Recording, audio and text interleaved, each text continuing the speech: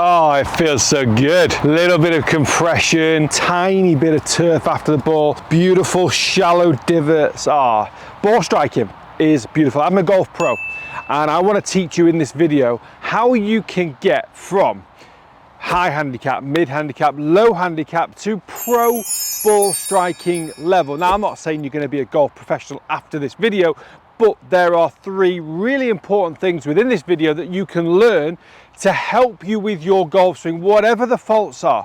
No matter what faults you've got in your swing, this tip is completely relevant to you because, well, everybody does it. All the top players do it. I'm not saying I'm a top player, by the way. I'm a professional golfer. I'm a decent ball striker and I do it as well. So I think it's a good thing to have. If you are new to the channel, please do hit that subscribe button. Makes a big difference. 65% of people that watch my videos are not actually subscribed. So please do just drop down, hit that subscribe button. Also comment below, what videos do you want to see?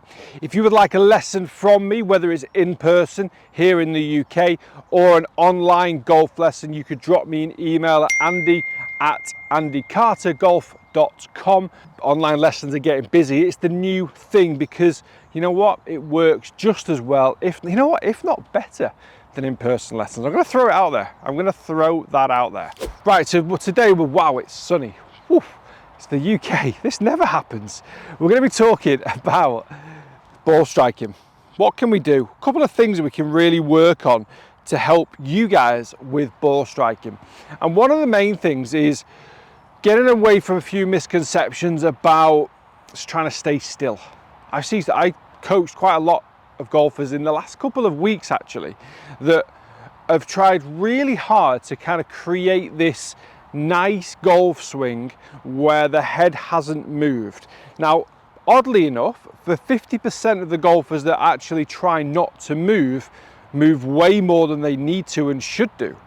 Golfers that do a really good job of staying still then don't create any power. Okay, so I need to find a happy medium between those golfers, and hopefully this video is going to help you. Because once we get into setup, okay, once we're in posture, the spine angle is tilted forward, okay, and I want you to imagine the letter T, okay, because I want the base of the T, so the long bit, I should say, to stay still, but I want the top of the T to rotate. And I want to rotate around the main body of the tee, okay? So what happens here is that my lead shoulder, for me as a right-handed golfer, my left shoulder is gonna go under my chin. As I get to the top of the backswing, my left shoulder's under my chin, my spine angle has stayed pretty stable, and what's happened is I've loaded into the inside of my right foot, okay? So I haven't stayed perfectly still. The golf swing will have a little bit of lateral. You'll notice you set up like this. I'm going to just digress a little bit. You set up like this. How many golfers on the planet, by the way, top tour pro level, to use this as an exaggerated example, how many golfers finish like that on tour? Meaning that there's been zero lateral. I'll tell you the answer is 0. They finish over here. Now, if I bring that back down to setup, we don't start like that. So there is lateral movement within the golf swing. So don't be scared of lateral movement. Be scared of this movement, okay? Because now I've lost my spine angle from the start. I've lost the main body of that tee, all right? So this is why we're going to be talking about making sure that the shoulders go underneath the chin. So I get the shoulder under the chin. I've got a little bit of lateral in there. I've moved slightly into my right side, but I've maintained the body of the tee, okay? I've created that rotation into the trail side. My shoulders come under my chin, okay?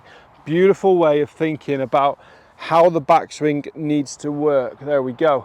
Now, what happens if I come down into the downswing? Very, very simple. Where's this shoulder gonna go? Back under the chin, okay? So we get to the top and this shoulder comes back under the chin there. And as it does that, the lower body, what happens to that lower body then as I move this trail shoulder underneath my chin? The lower body moved out towards the target, okay? So you're moving the trail shoulder under the chin. I know what a lot of you are going to say. You're going to ask me which chin. I'm going to say your main chin, the one that's meant to be there, the main chin, because I get it as well. So as you get to the top, shoulder goes under the chin as the lower body moves towards the target. Okay, as I've done that, I pressured nicely into my lead side. My lower body has started to rotate towards the target. I've maintained the main body of the T. Okay, I've maintained my T as I'm doing this. Okay, my shoulders, both shoulders have rotated underneath my chin. If I stand up completely straight, okay, this is a really great way of thinking about this. Stand up completely straight and just turn. I've maintained the T, okay? Stand up completely straight and turn. I've maintained the T perfectly. Now widen the stance, tilt forward 35, 40 degrees and produce the same movement. Do these really slowly at home. You don't even need a golf club. You can just put your hands across your shoulders. Really great drill. Really, really great drill. The next key to ball striking is weight distribution. Where should your body weight be? Again, we speak a lot about setup. So we go setup, everyone goes, oh yeah, nice and 50-50 at setup here.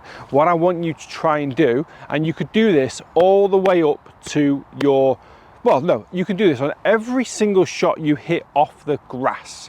So without the tee peg, this is for every single shot without the tee peg. Because if you were hitting driver off the deck, I would even get you to do this as well. So as you take your setup here, what I want you to feel is this lead hip, left hip for me, just nudge over the left foot. What I'm feeling now is a bit more weight into my left side. Why? Because when I get to impact, I want the weight on my front foot. I don't need the weight on my front foot 100%. I need it on my front foot 65%. Because believe it or not, when I get into when I start my transition, I'm at like 70 to 80. As I come into impact, it comes up less because the energy is moving up through this lead side, and I'm actually probably closer to 50-50 at impact, maybe 60-40 at impact, than I was in the transition. That's a really, really important thing to know. You don't have to be like the Leaning Tower of Pisa at the top of the backswing trying to get onto your lead side, okay? It's minimal. So what I want you to try and do at setup here is just get a little bit of weight just favoring the lead side, okay?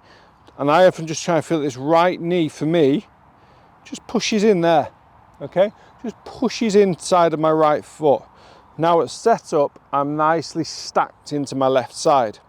As I rotate, I am going to shift the body weight and it is going to move more towards the center, even right side of center during the backswing, okay?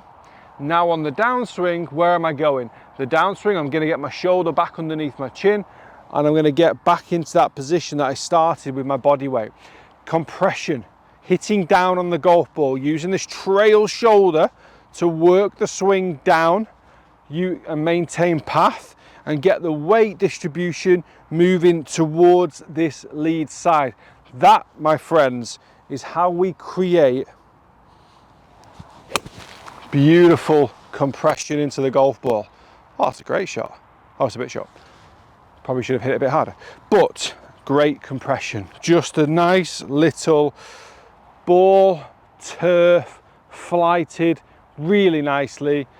Just hit the wrong yardage with the wrong club, but it's fine.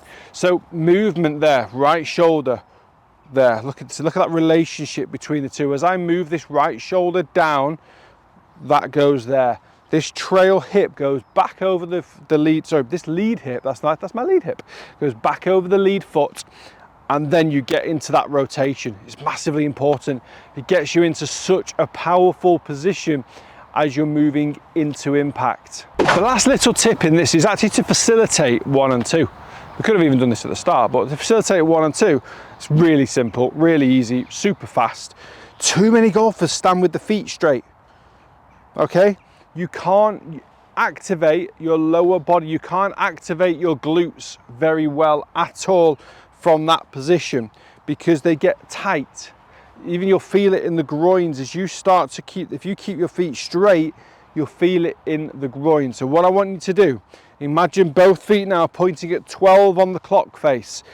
Left foot, lead foot is going to go to 11. That's going to go to 1. It's now 5 past 11, okay? Or 5 to 1, whichever you prefer. Because now I've opened up my hip flexors, I'm able to rotate. If I'm able to rotate, I'm going to find it an awful lot easier to get this lead shoulder underneath my chin. If I'm able to rotate, I'm going to find it easier to get my trail shoulder under my under my chin. Lead chin, you see, I've got so many chins.